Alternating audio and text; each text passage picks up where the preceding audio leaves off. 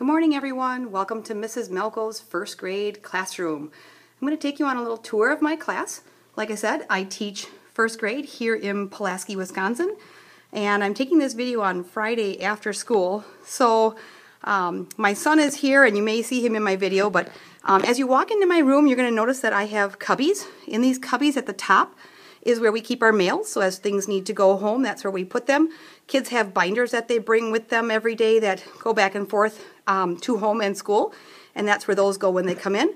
And then down below is where we have our team cubbies, which right now are empty because I have their math books for my weekend homework, and their writing binders usually go here, and their art boxes and such.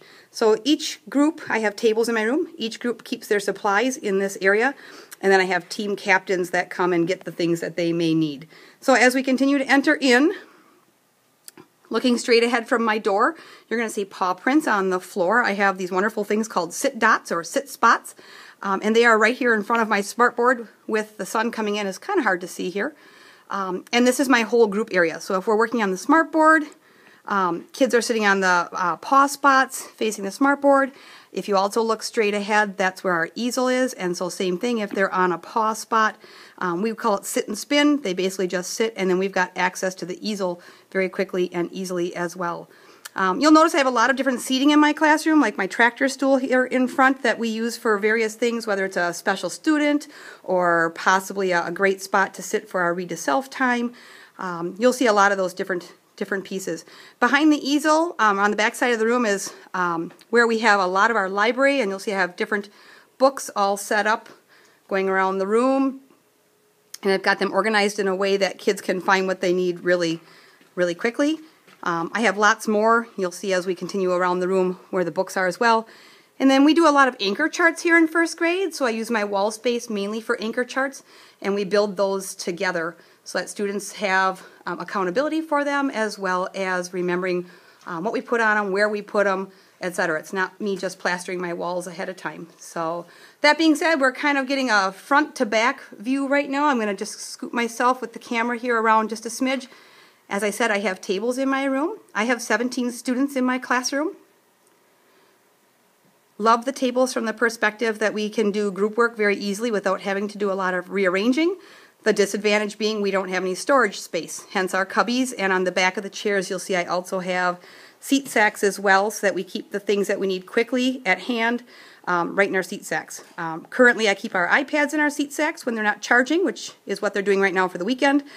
They have their Spanish folder in there, and then a few other odds and ends throughout the year. So still kind of walking over, I have a couple nooks and crannies in the room. As I'm walking to the back, I'm going to turn over to my left. Sorry if I'm going too fast.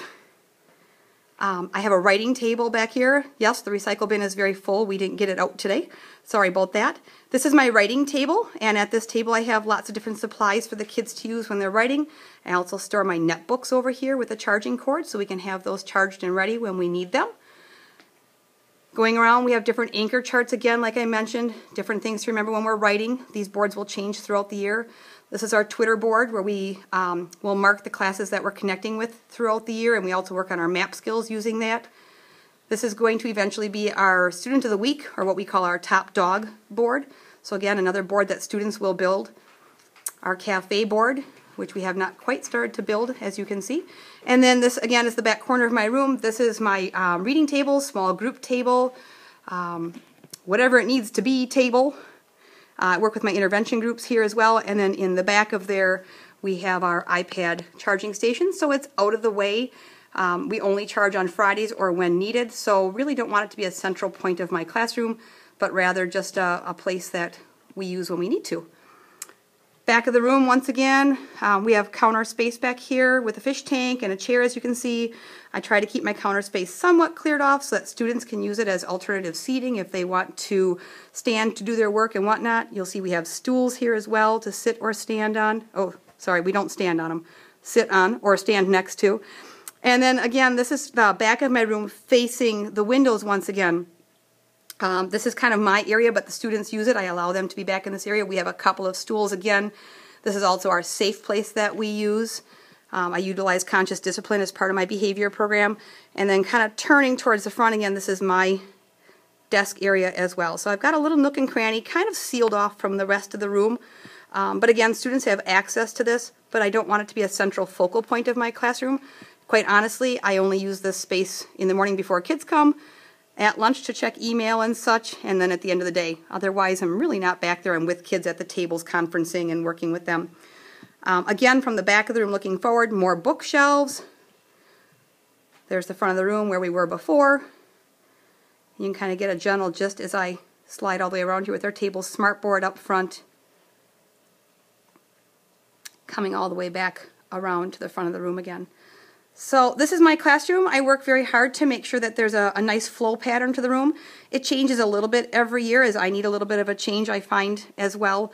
But again, it's really about students and how students flow through my room the best and what accommodates our learning and the learning styles of my students the best. So I hope that gives you a few things to look at and to think about. If you have any questions, by all means, please feel free to contact me and be happy to answer any questions you may have. So have a wonderful, wonderful day, and we'll see everybody soon.